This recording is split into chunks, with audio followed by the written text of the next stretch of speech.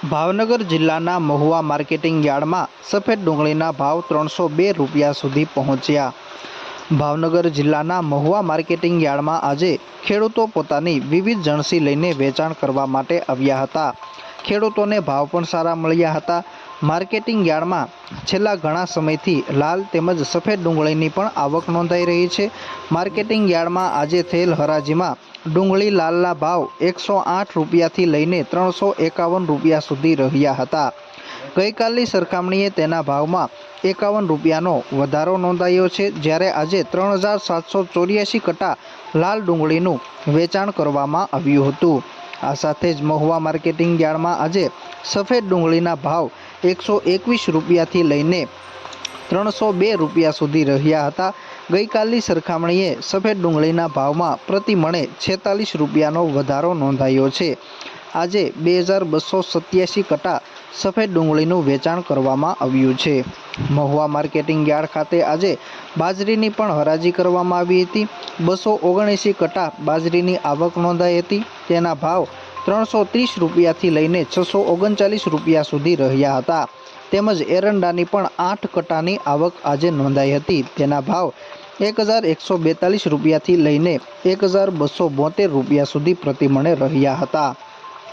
Mahuva marketing યાર્ડમાં આજે સફેદ તલના ભાવ 1430 રૂપિયાથી લઈને 2020 રૂપિયા સુધી રહ્યા હતા। તેના ભાવમાં ગઈકાલની સરખામણીએ 121 રૂપિયાનો ઘટાડો નોંધાયો છે, જ્યારે આજે તલ કાળાની પણ આવક નોંધાઈ હતી। તલ કાળાના ભાવ પ્રતિ મણે 2000 રૂપિયાથી લઈને 3936 રૂપિયા સુધી પ્રતિમણે રહ્યા હતા। ગઈકાલની સરખામણીએ તેના ભાવમાં પ્રતિ મણે 164 રૂપિયાનો ઘટાડો નોંધાયો છે। આજે 435 કટા તલનું વેચાણ કરવામાં આવ્યું હતું। આ સાથે જ આજે ચણાના ભાવ 700 રૂપિયાથી લઈને 1123 રૂપિયા સુધી રહ્યા હતા અને આજે 40 કટા ચણાનું વેચાણ કરવામાં આવ્યું હતું। મહુવા માર્કેટિંગ યાર્ડમાં આજે નારિયેળનું વેચાણ કરવામાં આવ્યું હતું। માર્કેટિંગ યાર્ડમાં આજે 22432 નંગ નારિયેળનું વેચાણ કરવામાં આવ્યું હતું, જેના પ્રતિ મણે ભાવ 750 રૂપિયાથી લઈને 3200 રૂપિયા સુધી રહ્યા હતા। નારિયેળના ભાવમાં ગઈકાલની સરખામણીએ 280 રૂપિયાનો પ્રતિ મણે ઘટાડો નોંધાયો છે।